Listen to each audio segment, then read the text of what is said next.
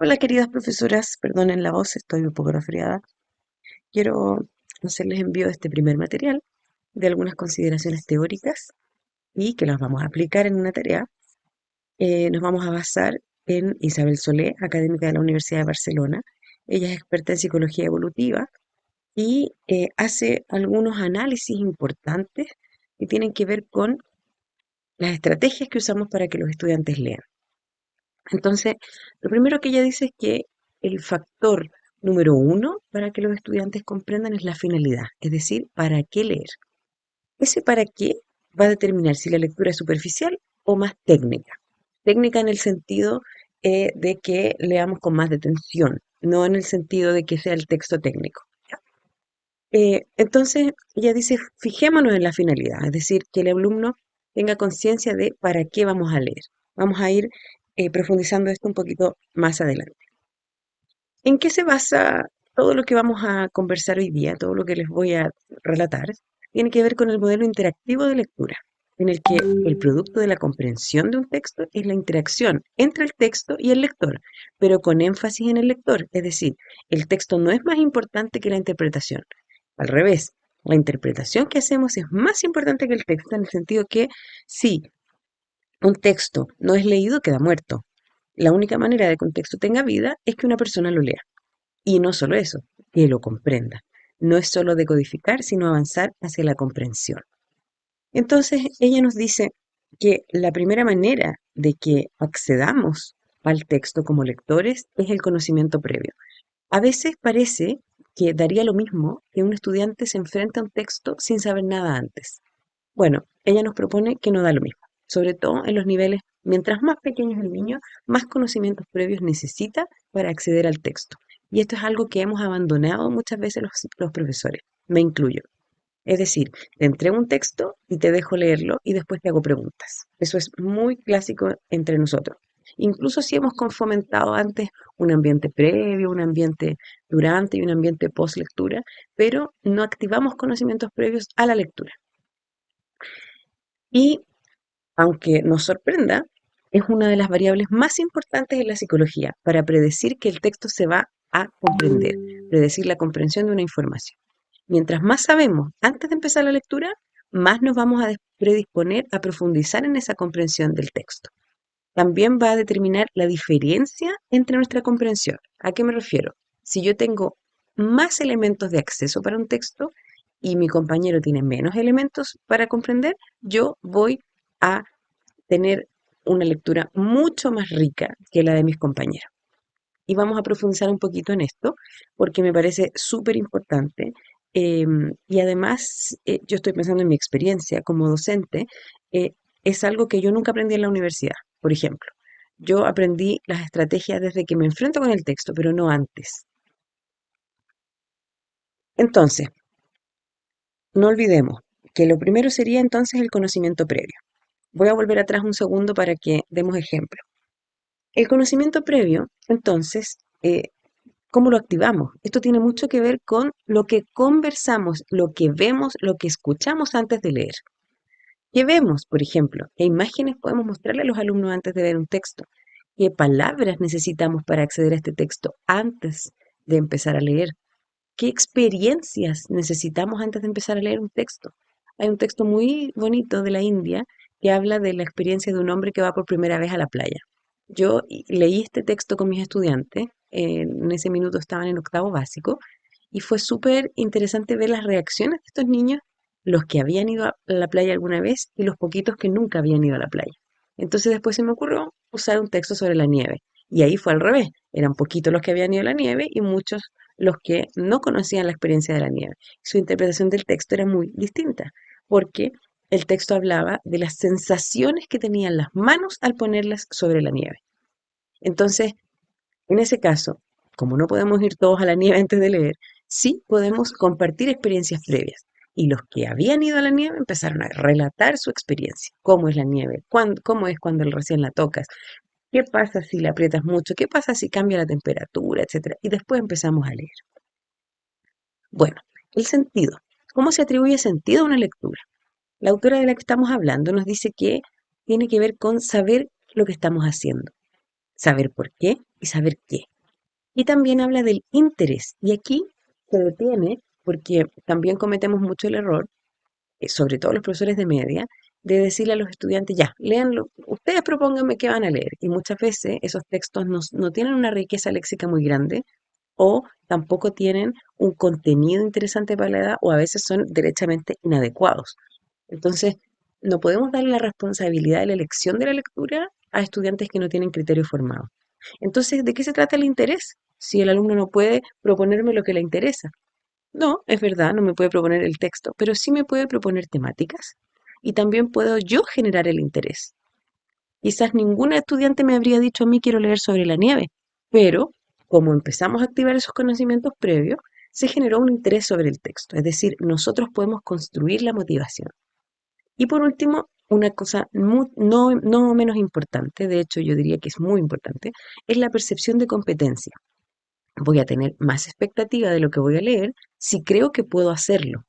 Y a esto me refiero cuando digo, eh, ¿quién va a leer este texto? Ah, tú eres muy bueno en esta área.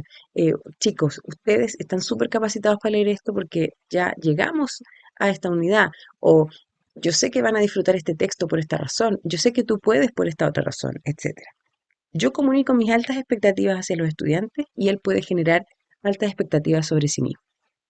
Y ahora entramos a otro terreno que esta autora nos dice que es de los factores menos estudiados, pero para ella muy importante también.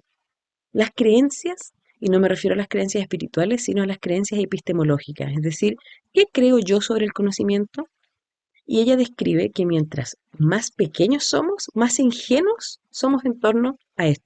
Pensamos que se aprende rápido y que los elementos están separados. O sea, ¿por qué nos acostumbramos así? Porque desde niños el sistema tradicional divide las asignaturas en lenguaje, matemáticas, ciencia, etcétera. Y como dividimos las asignaturas, el niño tiene la percepción de que el conocimiento está separado entre sí y no tenemos una sensación de integralidad. Esa falta de integralidad hace que muchas veces los niños puedan pensar que la lectura está fuera de otras experiencias, de la experiencia en sus hogares, de la experiencia de la diversión, de la experiencia de las ciencias, de la experiencia matemática, etc. Entonces, ¿cuál es el peor favor que le podemos hacer a esta creencia? Que la lectura quede solo para la clase de lenguaje. La lectura tiene que estar relacionada con el mundo del estudiante, también con el recreo, también con su hogar, también con la diversión y también con otras áreas, también con otras asignaturas. Muy bien, y aquí entramos al ámbito de las estrategias. Son acciones deliberadas, o sea que las hacemos a propósito para incrementar la comprensión. Hablamos de estrategias desde la psicología evolutiva, desde que se comprendió que el saber y entender las cosas es algo complejo. Y las estrategias, menos mal, se pueden enseñar, pero no es suficiente saber que existe una estrategia. El alumno la tiene que aplicar más de una vez, tiene que aplicarla de manera sistemática para que entienda que la estrategia en el fondo es útil. Muy bien, aquí entramos como un poquito más en la tierra derecha del cuerpo. La lectura es un procedimiento y se puede usar mecánicamente o de manera estratégica. Y sabemos súper bien que decodificar no significa comprender. Las profesoras que están enseñando lectoescritura cuando los alumnos recién entran al sistema escolar tienen como primera meta la decodificación, que el alumno aprenda a leer. Y después la misma profesora tiene que ayudarle a comprender. Y sabemos que es un paso más adelante, de manera eh, si estamos hablando en términos cognitivos. Este sería el proceso. Pasamos de decodificar a acceder al léxico, entender las palabras. Pero después de entender la palabra tiene sentido junto a otras y eso es el pensamiento sintáctico. La palabra tiene sentido con su otra compañera palabra. Después integramos la semántica, es decir, soy capaz de usar esas palabras yo, en mi experiencia, en mi manera de hablar.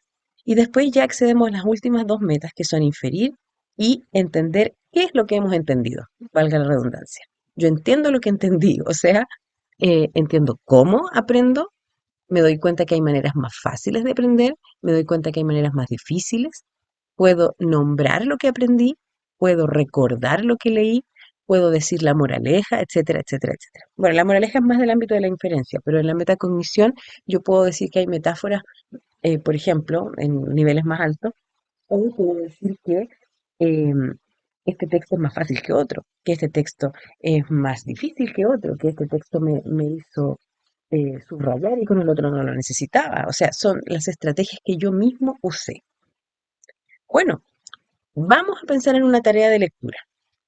Para pensar tareas de lectura para los estudiantes, entonces tendríamos que activar el conocimiento previo, favorecer el sentido, entrar en la creencia del estudiante, usar estrategias y pensar que el proceso cognitivo tiene que ser ascendente. Suena tremendo, pero no es tan tremendo. Ustedes ya lo hacen, solo que es muy probable que no nos estemos deteniendo en todos estos aspectos.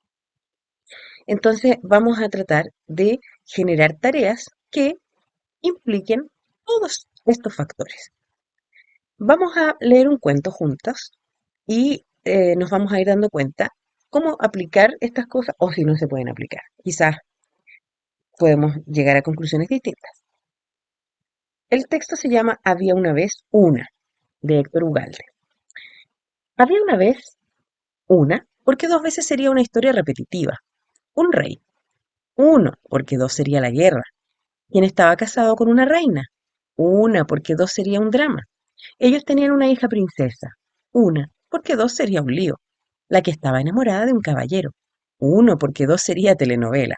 Al que le pusieron la condición de matar a un dragón. Uno, porque dos sería labor titánica. El héroe tuvo una idea. Una, porque dos sería mucho pedirle. La de usar una espada mágica única. Una, porque dos ya no la harían única, con la que le quitó la vida al dragón. Una, porque el dragón no era gato. Entonces se realizó la boda. Una, porque dos sería bigamia. Y vivieron felices para siempre. Uno, porque dos siempre sería algo así como dos infinitos. Aunque sí ocurrió que los dos fueron felices. Fin. Uno, porque dos finales sería complicado. Bien. ¿Qué conocimiento previo necesita un estudiante para leer este texto? Volvamos al texto. Tendríamos que saber algunas cosas antes, ¿cierto? Tendríamos que saber lo que es una guerra, tendríamos que saber lo que es un drama, tendríamos que saber lo que es un lío, tendríamos que saber lo que es la bigamia. Hay muchas, muchas cosas que aquí se hacen necesarias para comprender. Por lo tanto, vayan pensando en qué nivel se podría usar, en qué curso. Es muy probable que en los primeros niveles no, ¿cierto? ¿Desde qué niveles los estudiantes entonces podrían encontrar sentido a este texto? ¿Quiénes de ustedes podrían pensar, a lo mejor algunos de ustedes hacen clases en un nivel más alto? ¿Cómo puede afectar este tipo de texto la creencia del estudiante? ¿A qué voy? Si yo tomo un texto como este, que es bastante irónico, y lo pongo en un texto, en un nivel donde la ironía todavía no se comprende, afecto la creencia del estudiante, es decir, hago pensar al estudiante que leer es muy difícil. Y ese es otro de los errores que cometemos, la mala elección de la lectura, por el nivel, por la falta de referencias culturales, por la falta de referencias léxicas, etcétera. Si consideramos los procesos cognitivos ascendentes, tendríamos que pensar que el alumno en este caso llegaría quizás a decodificar solamente, quizás, dependiendo del nivel en el que ustedes están. Entonces los invito a pensar en estrategias de conocimiento previo para textos que sí sean accesibles para sus estudiantes. Vamos a ver ejemplos y después les voy a dar la tarea de elegir un microcuento en el que ustedes van a ir poniendo de su cosecha para que esto resulte. ¿Qué estrategias hay para el conocimiento previo? Usar imágenes. Por ejemplo, si el texto es de reyes, poner imágenes de reyes, si el texto es sobre la playa, si el texto es sobre la nieve. Relato previo a la lectura, por ejemplo. ¿Quién de ustedes ha ido a la nieve? Yo fui a la nieve una vez. Les cuento que en la nieve me pasó tal cosa. Activación de experiencias. Preguntar, hacer que alguno cuente algo relacionado a lo que vamos a leer. Asegurar el léxico básico previo. Yo sé que después hacemos tareas de vocabulario muchas veces donde ellos tienen que investigar, pero si no acceden al conocimiento antes de empezar a leer este texto, hay niños que van a dejar botada la lectura. Yo conozco un niño muy cercano a mí que cuando no comprende algunas palabras deja de leer, porque está muy difícil. Entonces, antes de que pase eso, yo aseguro ciertos léxicos básicos, previos, ¿ya? Entonces aquí tenemos algunas estrategias de conocimiento previo. Estrategias para el sentido. ¿De dónde viene este texto? ¿Quién lo hizo? ¿Lo creamos en Chile, lo crearon en Chile o en otro lugar? ¿Cuál es el contexto de producción? Eh, ¿Lo escribimos el año pasado? ¿Es un texto actual? ¿Lo hizo quién? ¿Un chileno? ¿Qué tiene que ver conmigo? Bueno, vamos a leer un pequeño cuento que tiene que ver con la nieve. ¿Quién de ustedes conoce a alguien que ha viajado a la nieve? ¿Por qué lo elegimos? Todo este tipo de preguntas y todo este tipo de estrategias de contexto aseguran que el alumno se enfrente con una buena predisposición al sentido del texto. Y aquí tenemos estrategias para entrar en las creencias. Por ejemplo, leo una frase o un párrafo previo generando la sensación de que es un texto posible. O sea, leo un pedacito del texto y lo comentamos y vemos, mira, este texto se puede entender. Contar experiencias de otros leyendo este texto. Tengo un tío que leyó este cuentito y aprendió mucho. Y lo que aprendió fue X. ¿Con qué otro aspecto de la vida o de la escuela tiene este texto relación? Este texto habla de las matemáticas, habla de la ciencia, habla de los árboles. ¿Hay árboles en tu cuadra, por ejemplo? Activo la creencia, es decir, hago que el alumno se predisponga bien al conocimiento. Voy a ser capaz de entender. Muy bien, y las estrategias para los procesos cognitivos son los tipos de preguntas, pero aquí no vamos a entrar hoy día, porque esto necesita y amerita una clase especial para esto. Por lo tanto, la tarea de hoy.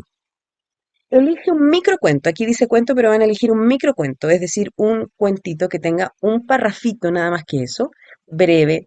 Dice máximo una plana, pero yo les sugiero más corto que eso, así como el que leímos en este video. Piensa en tus estudiantes, en el nivel que tú estás escogiendo para esta tarea. Accede a este formulario y contesta las preguntas asociadas a todo lo que reflexionamos hoy día. Bien, chiquillos. Entonces, les voy a mandar los plazos y la idea es que tengan unos días para responder. Esta es una tarea corta, pero lo que más me importa de esta tarea es la reflexión.